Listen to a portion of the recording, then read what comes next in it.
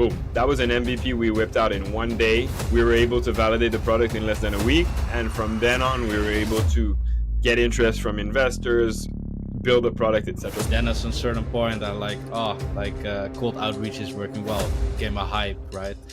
Nowadays, it just completely went down because everyone is using it because they were searching for a different way of advertising.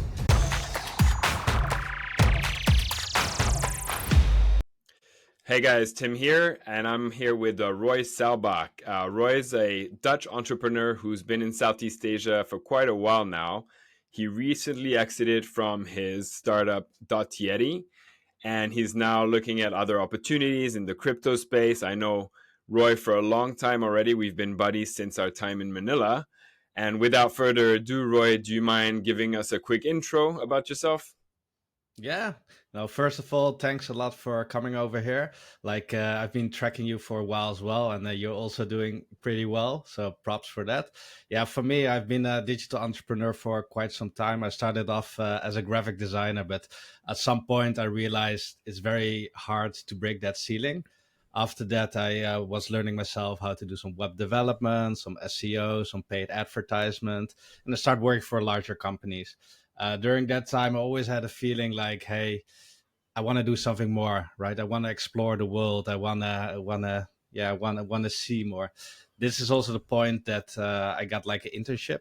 I got my first internship in Southeast Asia at Malaysia Airlines, and that point is like the whole world just opened up for me. It was a little bit scary to take these steps, but eventually, yeah, I just did it, and this opened my path also to the Southeast Asian entrepreneurships.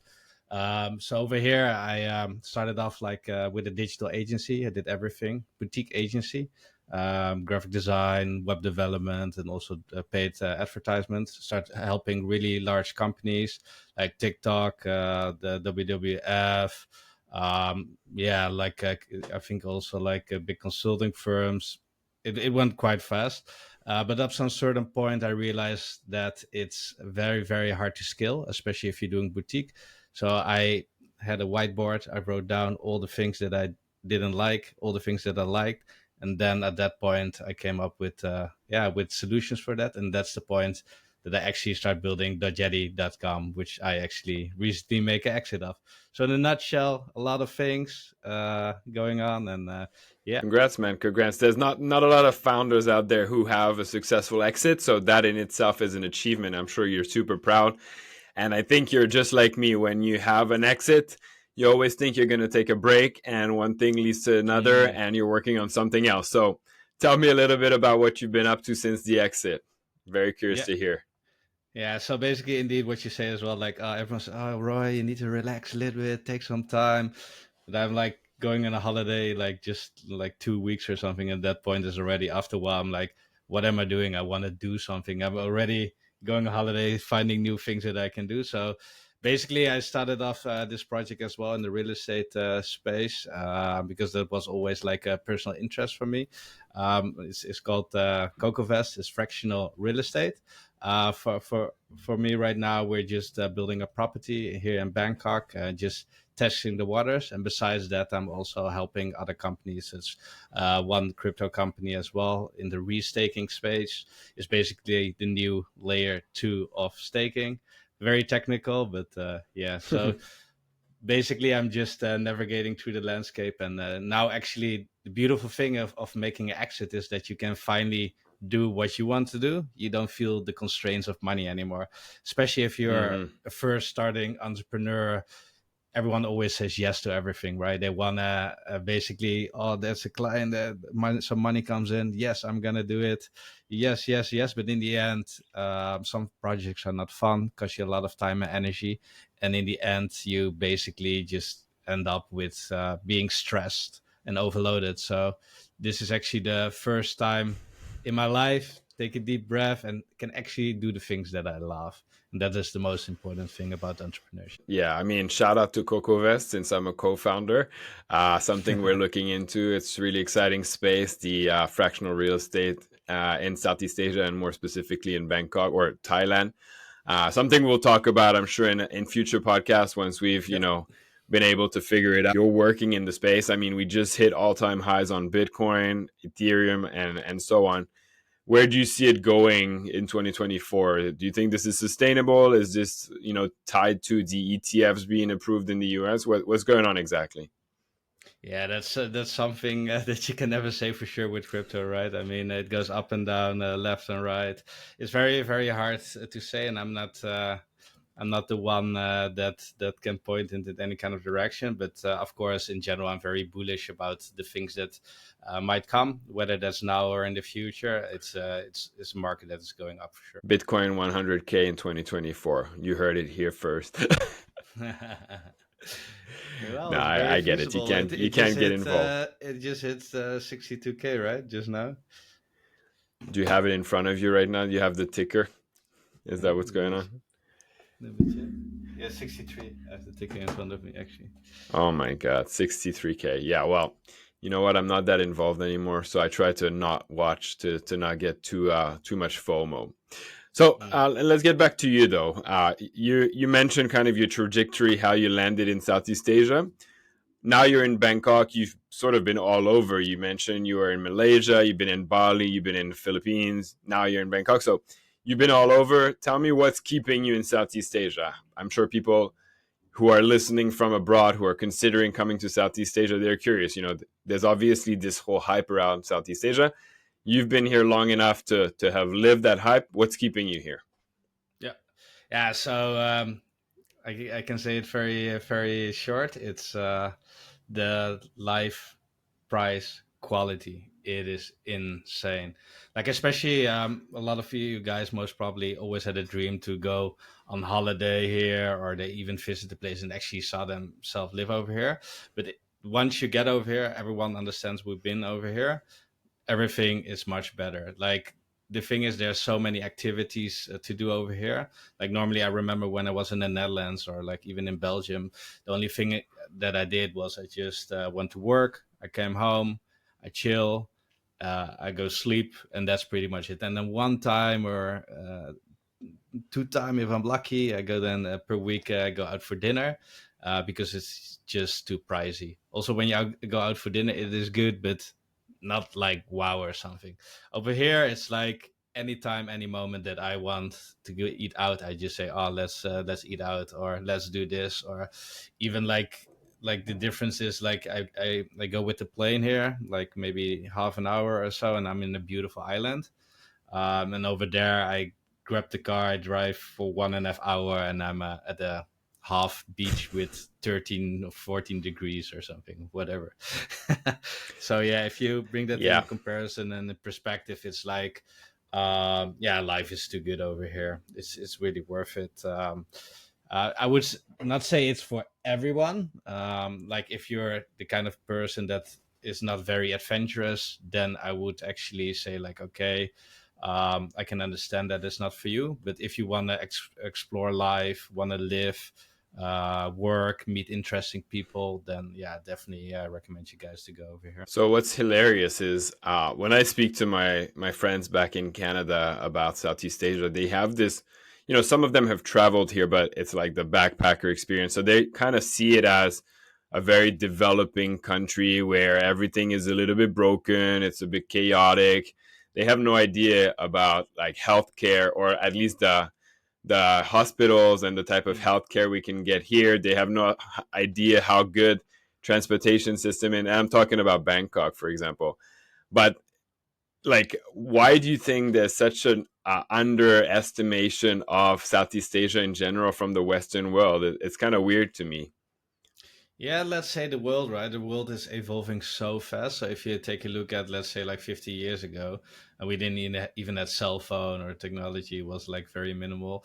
But then like Asia, Southeast Asia, and especially has been like a developing country for a while. Is the reason they call it developing because it's also developing in that it still has to develop, and it actually went in a rapid speed over here. If I look here outside the window, I see like a lot of skyscrapers, and I'm from the Netherlands. We hardly have any skyscrapers, right? So the yeah they grown so fast over here, and yeah, and that actually that a little bit contradicts with the image that people have in their mind. They still think everyone is super poor over here, everything is unorganized, everything is chaos.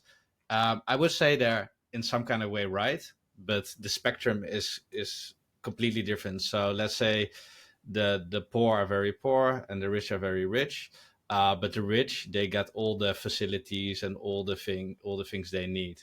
And we, as a foreigner, if you come in over here, you already start like above average, right? You can already utilize all the facilities, all the leisure things over here. So this gives you actually already a head start, and you can enjoy the better life, I guess. Yeah. Yeah.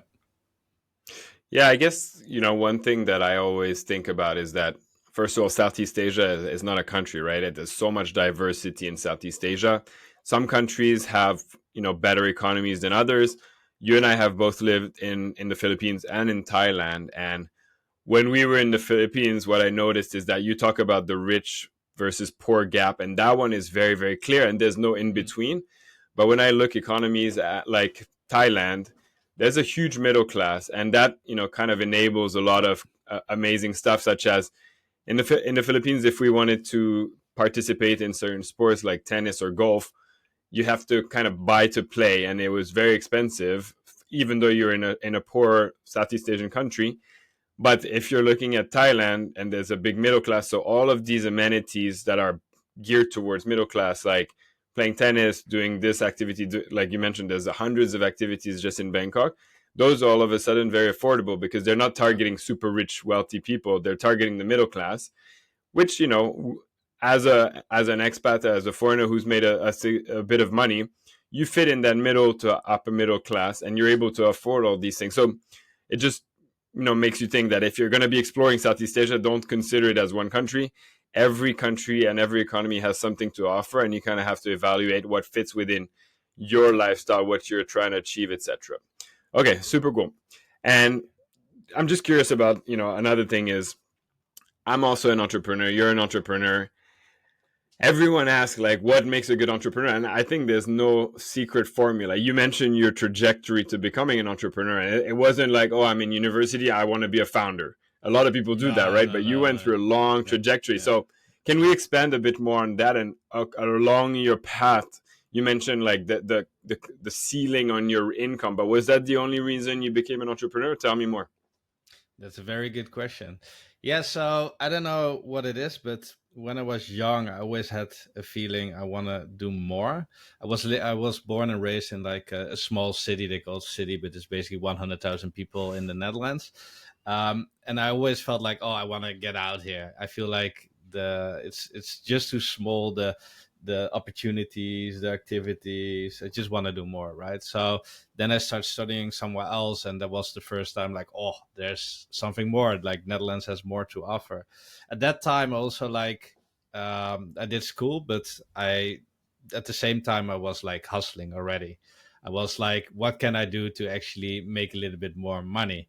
And that's also the point that I started like talking to like restaurants. I started reading out.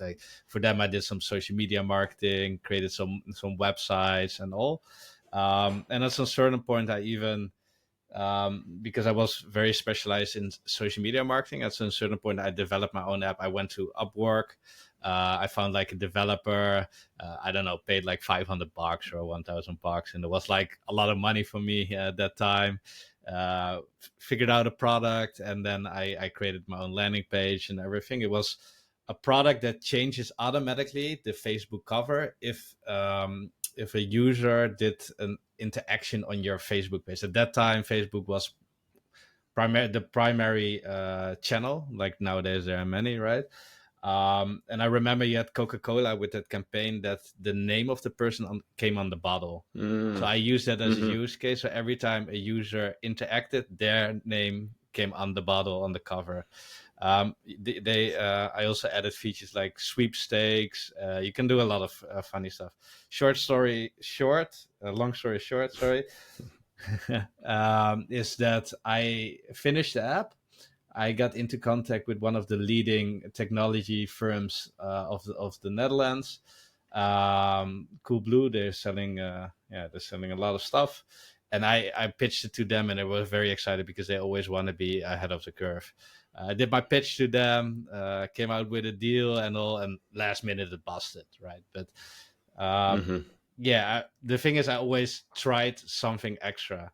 Then at some certain point, I moved to Belgium. I did my master's degree over there, and I was grinding. I wanted to do, besides my master degree, I also want to do something else. So I took a job as a part-time marketing manager. So basically grinding, hustling always. After that, I became like a consultant, digital transformation consultant, and I felt like I have a boss above me. The boss says, "Oh, Roy, you need to do this. Roy, you need to do that," and it was very corporate environment. So we had these lengthy emails, and she highlighted something in green, and then after that, she respawned. It become yellow, and then it become red, and then in the end, it become a whole book of responding on responding. And I noticed as well that the decision making phase and how things moving forward went very very slow. So to give you an example, we had a form. We had 5 or 6 fields on it. It took 4 weeks to launch that form because there were many discussions about what to Mm-hmm. put on the form, which fields are important, how does it connect, blah blah blah blah. I got tired of it. I was so Yeah. tired. I had a relationship. I was tired of a relationship. I was tired of living in Belgium. I was tired of of the job. So I said, "Okay, done." So I stopped everything. I went with maybe 5,000, 3,000 USD on the bank, and I had one client that helped me through everything, paid me $1,000 per month, helping with some random stuff, and I went to Amazing. Asia. So that's a little bit of thing. So I always had a feeling. I always was hustling. I made a lot of mistakes. That's very, very important, I would say, Mm-hmm. to make mistakes in the beginning, because the mistakes that you make later in life, they're more expensive, right? Yeah. And after So that, I I understand. navigate through. Yeah, yeah, I was gonna say, like, I totally get where you come from. Building out of frustration or changing out of frustration, that's definitely a common theme with a lot of entrepreneurs. Trying to solve your own problems and things like that.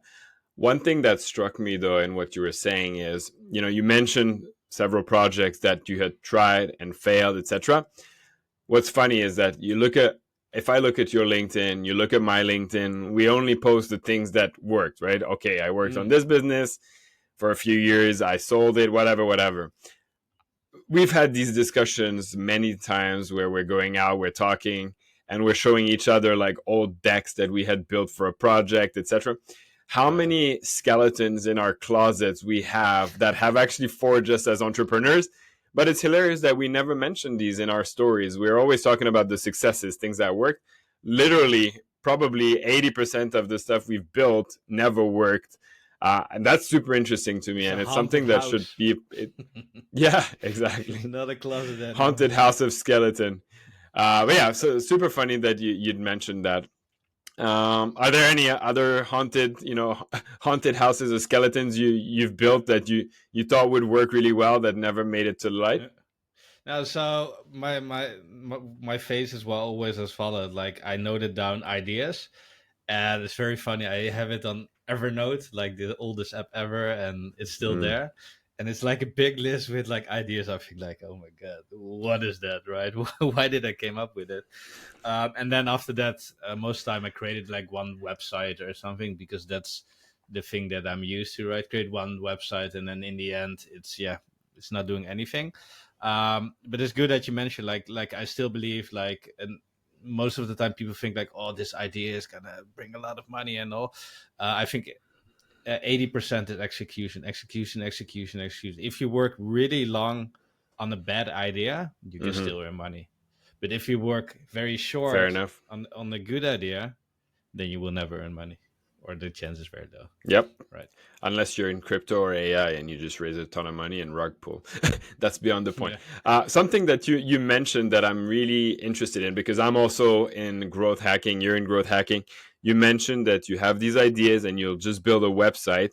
And that, is what I consider my most valued MVP is like I usually have an idea and build a website, get some traffic, validate or not. So seems like you have a similar strategy. Do you want to expand on that? Because I think a lot of people, especially aspiring entrepreneurs who are first-time founders, they have, first of all, some of them don't even know the concept of MVP, minimum viable product.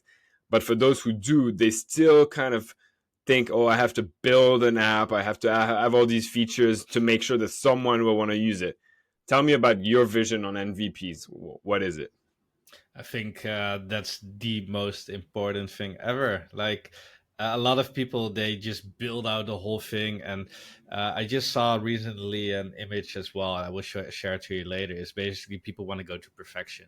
They just iterating, changing, updating, talking. But in the end, they don't even know if it works. So the first thing that you have to do is indeed bring out the MVP. For me, how I work as follow is very simple. I even have a Trello board available already, which you can pick from my website, by the way. It's just a Trello board, and it says all the different steps. So the first step is Mm. basically you come up with the idea, you have the target audience, and then basically you make it into a product. What is your pricing, etc., etc. You create one landing page, you create a quick logo, and then you have different ways how to validate it. If you have some money, you can just pump out some ads very fast, direct. You can already see if it works.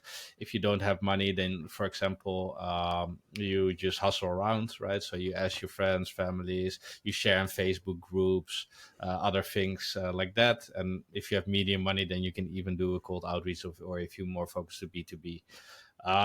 Yeah, so after you get some initial response, it's always good to ask, even though if they say no, ask why is it no, and then you actually collect it, you inventorize that, and you change your concept more according to that.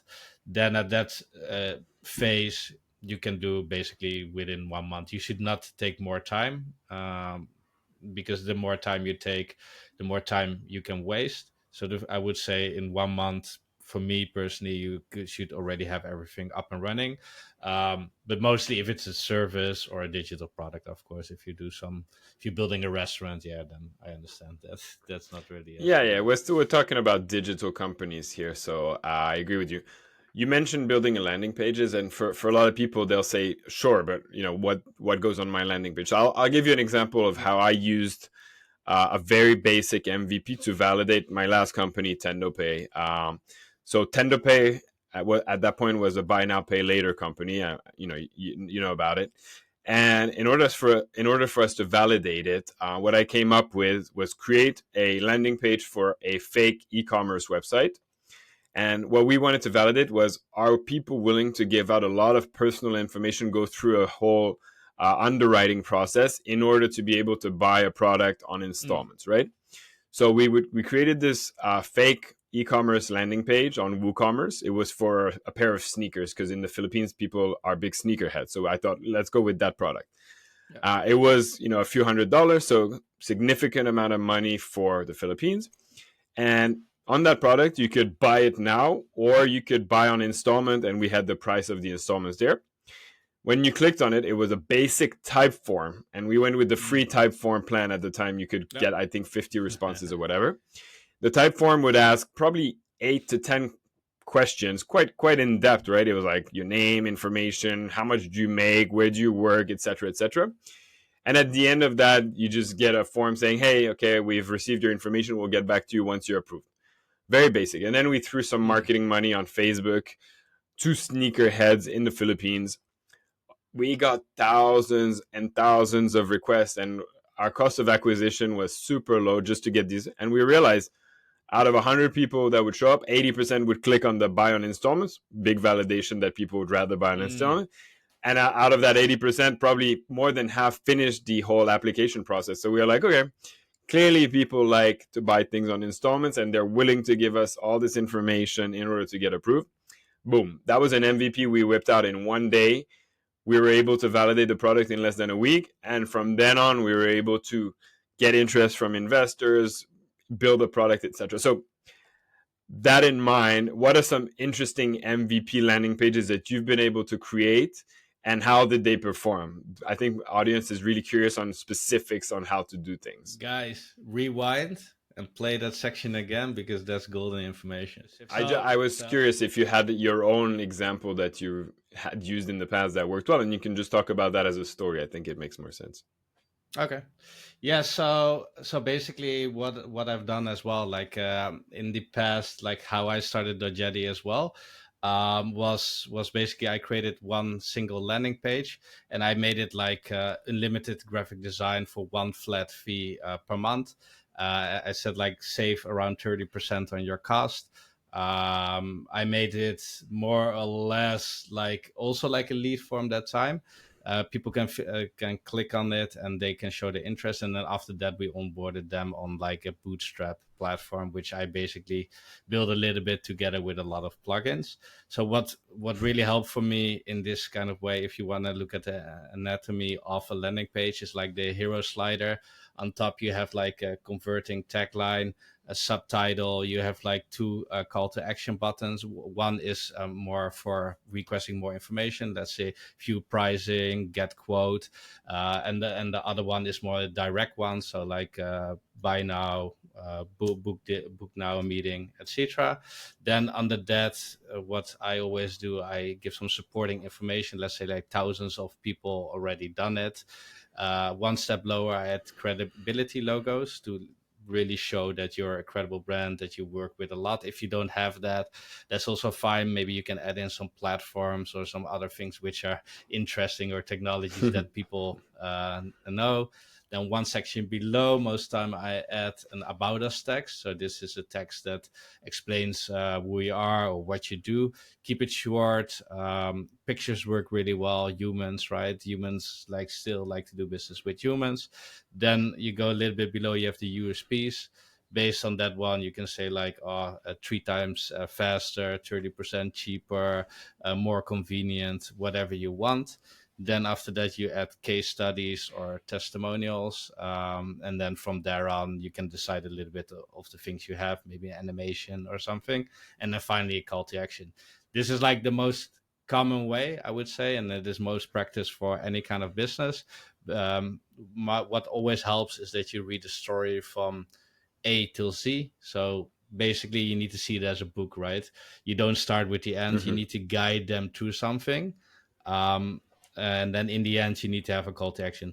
But also keep in mind that within a book, you have a cover, right? So before people get into the book, they want to see the cover and they want to be convinced. The cover you can see Hmm. above the fold.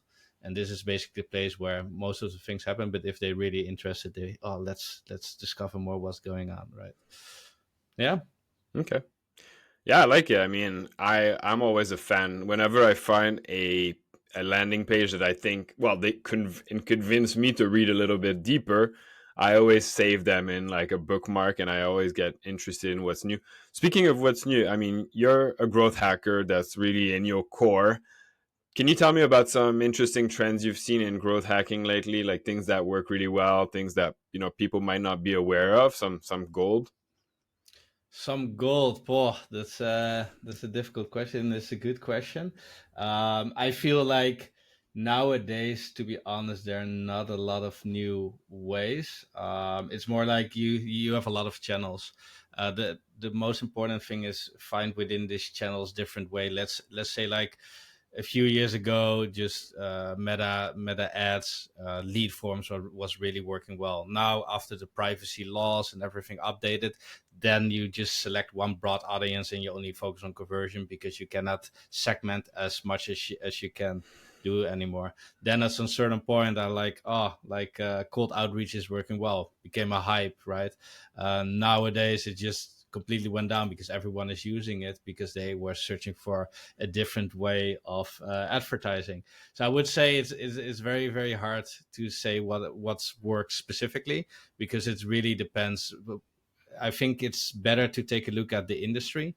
What does your industry do? And that's the point where you should do it different, right? So let's say one industry is paid effort. Let's say like consumer facing products, right? So everyone is doing the same. Everyone is doing like TikTok ads, Instagram ads. I would not say that you should not do it. You should definitely do it, but that's actually the point that you have to look elsewhere. Maybe you can find some partnerships, get some banner ads on the Lazada platform or something like that. Then you're a little bit different than others. That's most time what I do. Try things a little bit different, and then find your way. Okay, fair enough. Yeah, it's Well, you know, a little I always, bit difficult question because like for example, right now, like I was all in on LinkedIn, right? I just had a lot of things going yeah. on, like a lot of automations, a lot of exciting things. Yeah, now LinkedIn updated the security, so it's just changing so fast. The channels are always the same, but what working is completely different. Well, Every single time. you know, I agree that things change, but I think the framework of how you think about growth hacks is really interesting, and I'm always a fan to hear these ideas. So even though now it's been a bit tethered in the recent months, Mm. talk about your strategy, about the strategy for your headhunting platform and strategies you use on LinkedIn, because I think that entire flow is interesting to think about, and then you might be able to apply it to something Mm. else. So I'd love to hear about that one. Yeah. Yeah, so basically, I'm now helping my wife also with the recruitment platform. So I made it a productized recruitment platform where it's basically a subscription base where people pay a flat fee per month and they get a certain amount of credits and then can reach out to people within our database. So the main idea is I need to fill up this database. I need to get it completely full with like interesting candidates. So for me, as I said earlier, depends on the company. So this one is mainly candidates. So the first step is like, hey, where can I find these people, right? Yeah, mainly on LinkedIn. People who are professional, they're looking for a job, they're most time available on LinkedIn. So at that point, I pick the channel, which is LinkedIn. And the second step is how can I get traffic for that? How can I reach out to my message? You have different ways. One is paid advertisement, one is creating content, and the other one is just manual VA work, reaching out. So where which one is the most cheapest, because that's the core foundation of bootstrapping, right? Finding ways which are cheap and then find a growth hack for that. So that is actually manually reaching out. So then you do a little bit online research, you're checking what's possible, you're checking, okay, am I gonna scrape all the LinkedIn accounts, or am I gonna do on the native channel, reaching out to them? So then I'm comparing. On one hand, I scrape, works perfectly. I fetch all the email addresses with amazing tools. I fetch them. I use them maybe for later, and at the same time, I want to have a direct, and that's actually where the LinkedIn automation comes in. When I set up the LinkedIn automation, I just do it like a manual actions, right? So you connect with them, they accept, you send automatically a message to them, then you check it out and drop the link to them, which goes to the platform. The main thing with all these things is always creating like a flow that works for yourself and that is scalable. But in some kind of way, especially with growth hacking, it can be some kind of way that you need to do one or two interventions, one or two actions within this. And if something is deemed to work, you need to find a solution for that, whether you hire a VA to take over that final step. So you only have to check the end result. Yeah. That's a little Can bit do you the mind if I flow, I share? guess. Yeah. Do you mind if I shared more details about this? Because I know the intricate details. I don't think anyone from LinkedIn is listening to this podcast, so I think it would bring a lot of value to share some of the more details of this operation. Do you mind if I share some stuff? Yeah, Or yeah, go are for it. you not comfortable with? Okay, so what I loved about this strategy is that Roy mentioned all of these. You have to do manual connections, and you have to manually add them and send them a message talking about your platform, saying that you have jobs waiting there. Kind of fake it till you make it. But the thing is that LinkedIn has a certain cap on how many people you can connect with and reach out to every day. And what Roy did was, I thought, was brilliant. And like, I hope no one from LinkedIn ever listens to this podcast, but there are people out there selling LinkedIn profiles that have been warmed up, that have been built up, that have a certain number of connections. Yeah.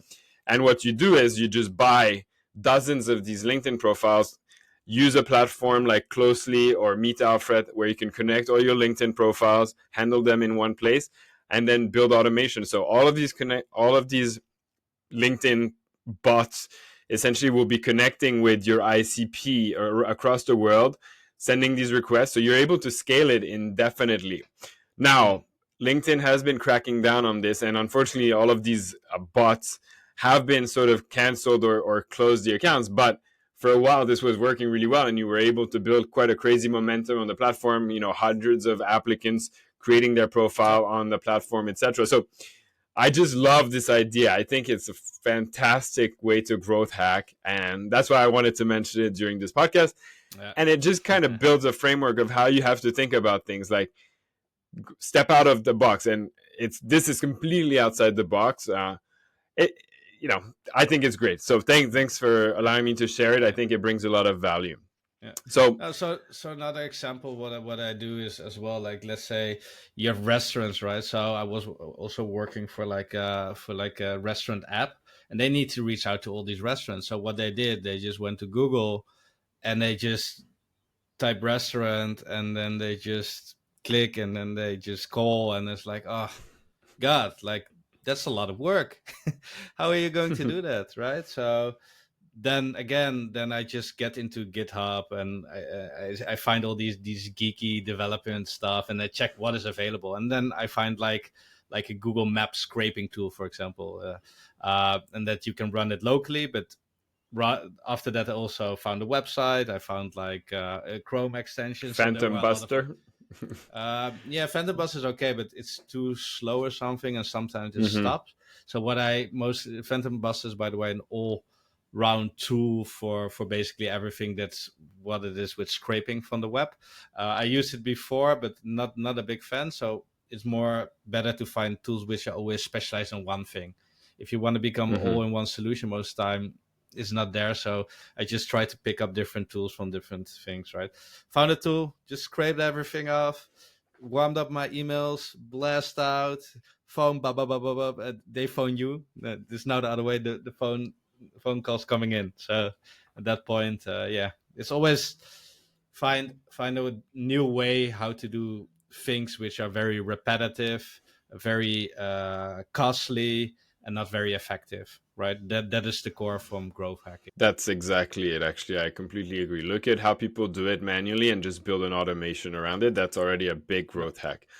With One AI growth hack that I've nowadays, noticed, yeah, AI, of course. Like yeah, this, you know, you're an outbound email type of guy. I'm sure you've built or use all these tools to fully customize all your emails so that first of yeah, all they're not detected by the mail servers.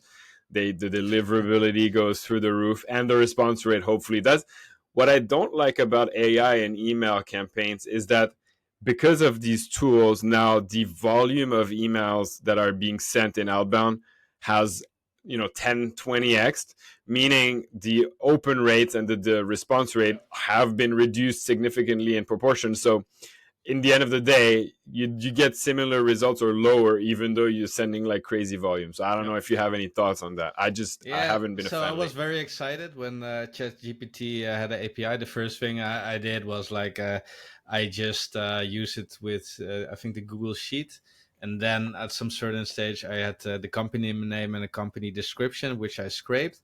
Then in combination with ChatGPT, I wrote a prompt which says like, "Hey, can you write a personalized opening for this and take this description in mind for this company?" Was beautiful, like amazing, right? And at that point, like, oh, nice, the response rate, everything goes up. Let's say like 2 weeks after that, like bam, went down, because everyone was doing it, right? At least Mm-hmm. the well sophisticated growth hackers. And at that point, it's like, yeah. Then again, you came to realization point. Yeah, things are in this space are moving so fast, and everything is just a short time, and that's why it's also growth hacking. It's not a standard that they can teach on school, right? They have a whole book, because in one Mm-hmm. year it's already something else. There's a new channel. There's a If new not less, if not advertising. less, yeah. Oh yeah, yeah. So this, I It would moves say, so like, fast. It's frustrating but exciting. yeah, yeah. It's just you need to be up to date. So it's just that's what I would like to say. Is just you need to come up with a solution per industry, per company. It's not a one-off thing that always works, right? Trial and error, trial and error. Yeah. One size fits all, that is not the name of the game. By the way, how do you stay up to date on all these growth hacking strategies? What's your way to do that? Yeah, so there are some Telegram groups which you can join, and there are also some online platforms, some forums, and all. But mostly, as I said earlier, you just have a problem and you just find a solution, and then along the way, you come across new things, and then you dive into it. Like for me, like from the past, I just like to spend time behind the computer. I'm just used to it, and then my thoughts just channel into the computer, and then I just go on this journey through the web, finding the things that Rabbit I hole. need. Yeah, yeah, Yeah, so I wormhole. noticed one trend. Yeah, wormhole. I noticed this one trend. It's been going on for a while, but all these influencers selling courses and all. That's been a huge trend after the SMMA trend of last year.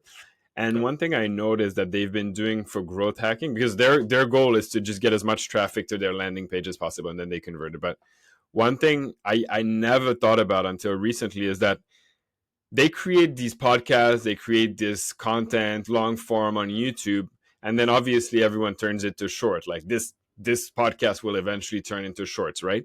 But one thing I noticed is that they have one channel that they have all these shorts on, but they don't stop there. They have, first of all, each person can have five accounts on one device, right? They have an entire team that each manage tens and dozens of accounts on shorts, and they just cut and paste these shorts into various formats, different subtitles. They sometimes put b-roll, sometimes they have this video game running in the bottom to keep you entertained, right? yeah, And they have the same exact content multiplied across the web. These platforms do not penalize that because it's unique content and they don't care. So they can get millions of eyeballs while having all these different channels. And at the end of the day, they don't care how it looks. It doesn't look like, oh, I have my beautiful channel where all my followers are. No, they have so many channels. And at the end of the day, all these channels go back to the same landing page. And I was fascinated when I learned about it. I it's thought, amazing. I wow, love it. brilliant. Why didn't I think about that? That Yeah. so this is something that I was interested in. I don't know if you have any thoughts you want to add about that. Yeah, it's creating a well-oiled machine. It's just a cross-media platform in a scalable manner. Yeah. I love these kind of things. I'm by nature like a marketing automation guy. So for me, is basically step-by-step process how you can do that. And in the end, you notice it works, and then you write a SOP how to create different formats and different variations. And then you either dump it in a tool or you let someone else do it, right? And then you just spread it out, and then all those platforms that also like retweeting or reposting using these content again, liking. So in it you create like a powerhouse of it, right? So yeah, I love these kind of setups. I also love to study it, and when I see these kind of things, the even like let's say like beautiful models which show a little bit too much, which are mainly for for traffic. I just like to click and then just see how they do it, right? You have like now, for example, like a lot of like AI girls, right? Mm, All these AI mm-hmm. sexy girls, and they actually have this whole fake life with each other, and they hanging out with each other, they're commenting on each other.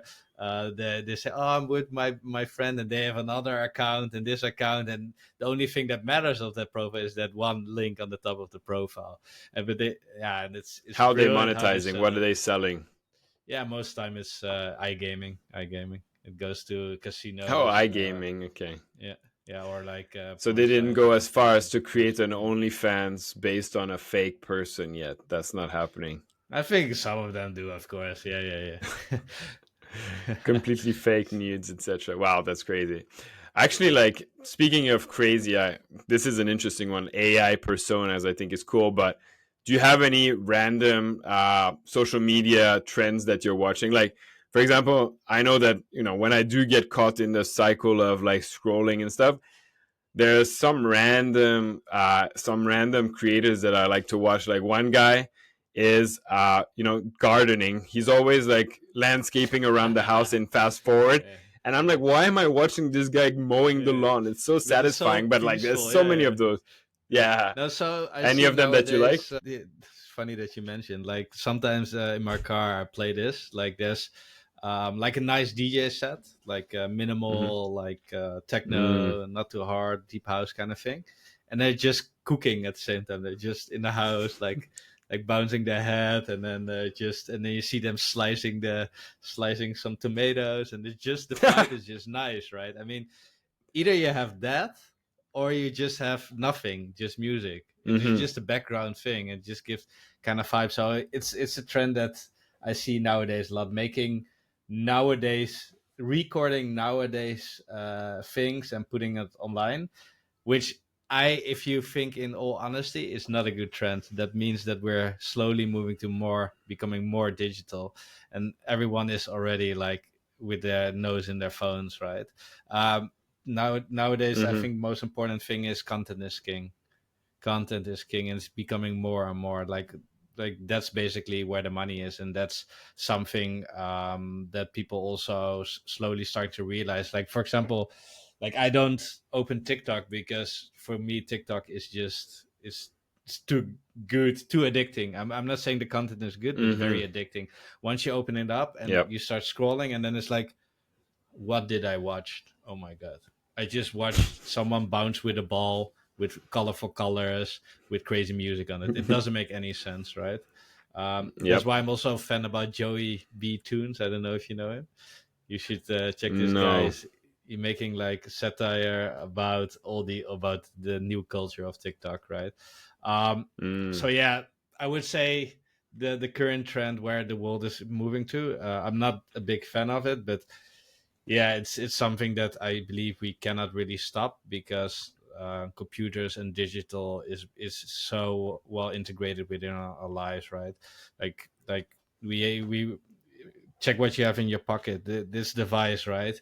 It's basically a navigation system. It's a dictionary. It's a calculator. It's a camera. It's a phone.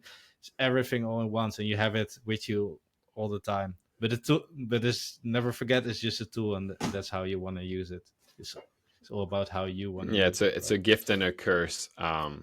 Become a But back creator, to not the a content consumer. thing, like I know that good for you, good for you. I'm like it's hard. I have to get into that mindset as well sometimes. But as we are creating something here, we're creating content. I'm also, as much as I like to criticize content, I'm a big fan, and sometimes I need content creators to feel inspired. Actually, the inspiration for this podcast was another podcast called My First Million that I tune in every week because I want to feel a part of this entrepreneurship slash founder journey. And I know that in Southeast Asia, we have a very limited or fragmented startup founder community. So when I really want to be able to feel hyped up, I listen to My First Million. And that's the goal of this podcast as well, is to get people hyped up, to make them feel like they're belonging to a community. Are there any interesting podcasts that you listen to get hyped up? Like, I just want you to plug something that I might want to listen to as well, just to get inspired. For hyped up, not per se, but I really love cold fusion. Like I like nowadays trend with like a layer of information over it. I Mm-hmm. like ans- question answers. I think, and that's the thing with the algorithm. I just subscribe to all, and then in the end, I You just forget the name, get a right? lot. I forget the name. Yeah, yeah. I will send you some Yeah, I love over Code Fusion. later. It's a good one. But that's Please Cold send Fusion is over. always Yeah, absolutely. top of my mind, right? I love the way how they construct things. So for me, it's like yeah, it's I just subscribe to the ones that I like, and that's how I get the information. Yeah. Very cool. And I have like a question that burns me always because I haven't spoken to this with many entrepreneurs, but like, we don't have a 9 to 5 job. We're not spending money on our retirement plan and things like that. And the question is kind of like a question slash a fear that I'm always wondering about. And I'm sure your parents probably asked you this question, but like most of our peers who are working 9 to 5 jobs, by the time they're 65, boom, retirement, they go chill. What does retirement look like for you? Is there any point in your life where you're like, I've made enough money and I just want to chill, or I love working, so I'm going to keep working till I die? Like, what are you thinking about that? For me, the fundamentals of work change in different phases of your life. Let's say the first phase of my life, I just worked hard for a company, but I did it to gain knowledge. Second phase of my life, I basically explore and finding like work life balance, enjoy, and also at the same time work. Then I came in the phase of working hard because I feel like the life that I had before I didn't deserve. And then after that it becomes something like, how can I harvest all my time, effort, the capital that I've built up for like a longer period of time. And that's basically slowly leaning into the retirement. I think the retirement will be the part, how can I more or less passively or like feel comfortable with the money that I have to live my life. So what I also see myself do, I love working as well. I love to be busy.